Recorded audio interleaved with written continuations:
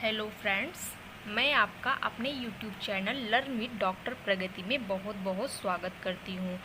Friends, कल के last video में हमने यूजीसी नेट दिसंबर 2019 में सोशियोलॉजी के क्वेश्चन पेपर के कुछ क्वेश्चन सॉल्व किए थे। आज हम उसके आगे कुछ क्वेश्चन फिर सॉल्व करेंगे। फ्रेंड्स, आप लोग सोचते होंगे इन ओल्ड प्रश्नों को सॉल्व करने की क्या आवश्यकता है। तो यह इसलिए सॉल्व किया जाता है क्योंकि इन्हीं की बेस पर एनटीए नेट फिर से क्वेश्चन तैयार करता है। एनटीए इन्हीं प्रश्नों में कुछ बदलाव करके नेक्स्ट एग्जाम में फिर से क्वेश्चन पूछ लेगा, इसलिए हमें इन प्रश्नों को गहराई से समझने की आवश्यकता है। तो चलिए फ्रेंड्स, आज के क्वेश्चन पर हम चर्चा करते हैं। जैसा कि पहला क्वेश्चन है, पहला क्या कल 10 तक क्वेश्चन सॉल्व किए थे, आज 11वां क्वेश्चन है कि किसने भारतीय राजनीति पर लिखी गई उनकी पुस्तक में भ्रष्टाचार और अपराधिता की उभरती राजनीतिक संस्कृति की आलोचना की है। तो फ्रेंड्स, ये जो है ये बुक भारतीय राजनीति पर लिखी गई, ये जो है बुक, इसमें ऑप्शन क्या दिया गया है, डीएन धनागरे, जोया हसन, तीसरा ऑप्शन दिया गया रजनी कोठारी और आनंद कुमार। तो राजनीति, भारतीय राजनीति पे जो पुस्तक लिखी गई है वो रजनी कोठारी जी ने लिखी है 1970 में। इनकी पुस्तक का नाम था इंडियन पॉलिटिक्स और इसी पुस्तक में इन्होंने भारतीय अपराधिता की उभरती राजनीतिक संस्कृति की आलोचना की है। तो इसमें जो है ये तीसरा ऑप्शन राइट हो जाएगा। और फ्रेंड्स, हम अगला क्वेश्चन देख लेते हैं। अगला क्वेश्चन क्या पूछ रहा है, किस वर्ष में भारत सरकार ने परियोजनाओं से विस्थापित लोगों के लिए राष्ट्रीय पुनर्वास नीति की घोषणा की थी। तो इसमें जो है ये ऑप्शन क्या दिया गया है कि पहला ऑप्शन 2002, दूसरा ऑप्शन 2004, तीसरा ऑप्शन 2006, चौथा ऑप्शन 2001। तो इसमें जो है राइट ऑप्शन होगा 2004।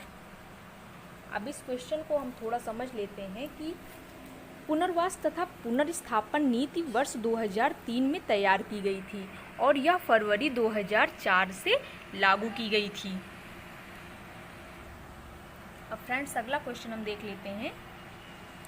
जैसे अगला क्वेश्चन है कि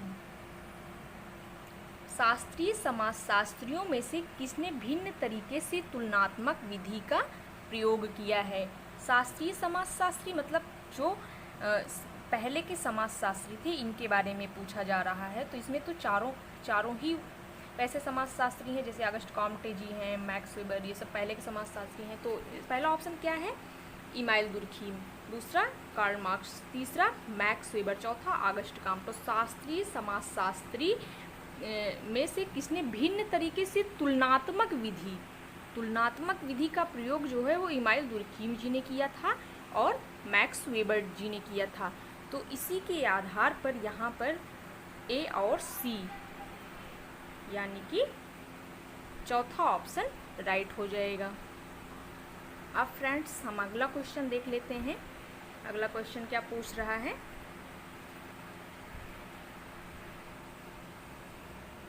अगला क्वेश्चन है कि किसने अस्पृश्यों को हरिजन का नाम दिया था। तो इसमें ऑप्शन क्या दिया गया है, B R. Ambedkar, M.K. Gandhi, J.L. Nehru और मदन मोहन मालवीय। तो इसमें राइट ऑप्शन रहेगा M.K.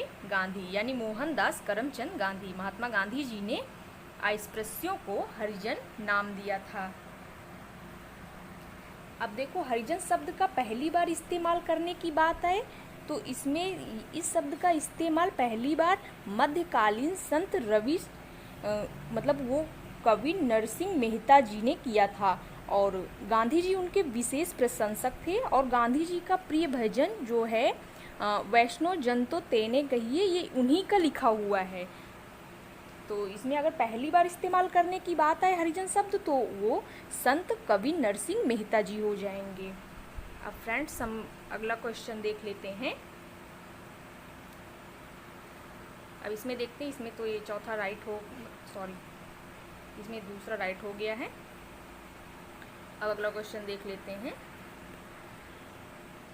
अगला क्वेश्चन है कि निम्नलिखित में से किसने कहा है कि जाति प्रथा का भारतीय जनजाति के साथ सावयवी संबंध है। तो जाति प्रथा का भारतीय जनजाति के साथ, इसमें ऑप्शन क्या दे रखा है, जीएस घुरिये, वैरियर एल्विन, CW जिंगसन, TB नाइक। तो इसमें जो ऑप्शन दे रखा है, और देखते हैं भारतीय, क्वेश्चन क्या पूछ रहा है, जाति प्रथा का भारत की जनजातीय संस्कृति के साथ सावयवी संबंध। तो ये बात किसने की थी, जीएस घुरिये साहब ने की थी। अब जीएस घुरिये ने भारतीय जनजातियों की मतलब समस्याओं की समाधान के रूप में आत्मसात की नीति प्रस्तावित की थी, और इस नीति के अंतर्गत उन्होंने सुझाव दिया था कि भारतीय जनजातियों का जातियों में सम्मिश्रण होना चाहिए। तो इसमें फर्स्ट ऑप्शन राइट हो जाएगा। और अगला क्वेश्चन देख लेते हैं। अगला क्वेश्चन क्या पूछ रहा है,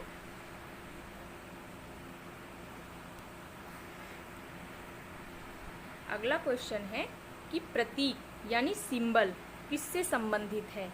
तो इसमें ऑप्शन क्या दे रहा है, किसी संदेश के प्रेषण से, किसी संदेश के विचलन से, किसी संदेश के नियंत्रण से, या किसी संदेश के अवमिश्रण से। तो इसमें जो हो जाएगा ऑप्शन, वो हो जाएगा किसी संदेश के प्रेषण से। अब देखो सिंबल किसे कहते हैं, तो किसी वस्तु आदि का प्रतिनिधित्व करने वाला जो चिन्ह होता है वो सिंबल कहलाता है। और वो सिंबल किससे संबंधित होता है, किसी संदेश के प्रेषण से, मतलब सिंबल के माध्यम से किसी न किसी कोई ना कोई मतलब मैसेज हमें प्राप्त होता है।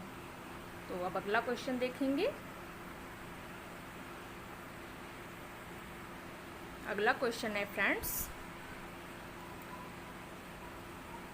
भारतीय समाज में, भारतीय ग्रामीण समाज पर निम्नलिखित पुस्तकों के प्रकाशन वर्ष का सही क्रम क्या है।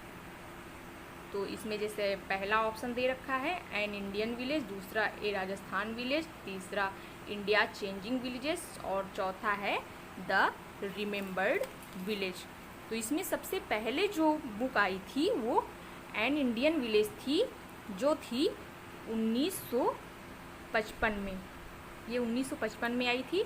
और ये दूसरी बुक जो है वो ए राजस्थान विलेज, वो आई थी 1967 में, ब्रजराज चौहान के द्वारा लिखी गई पुस्तक है, 1967 में आई थी। और तीसरी है पुस्तक इंडिया चेंजिंग विलेजेस।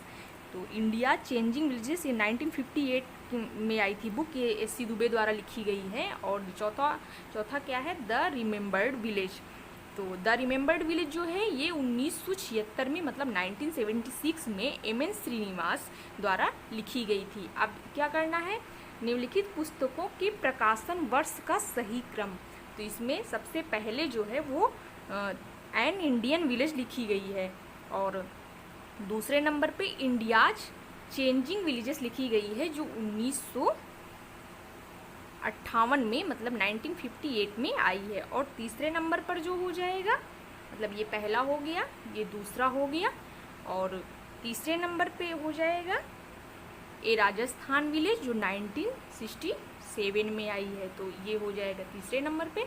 और चौथे नंबर पे क्या हो जाएगा, the remembered village. The remembered village मतलब 1976 में। तो इसमें हो जाएगा चौथा 1, 3, 2 और 4।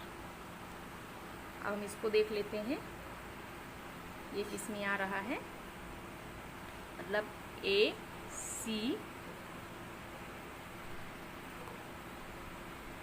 और B, D, ये तीसरा ऑप्शन उसमें राइट हो जाएगा। तो फ्रेंड्स अगला क्वेश्चन हम देख लेते हैं।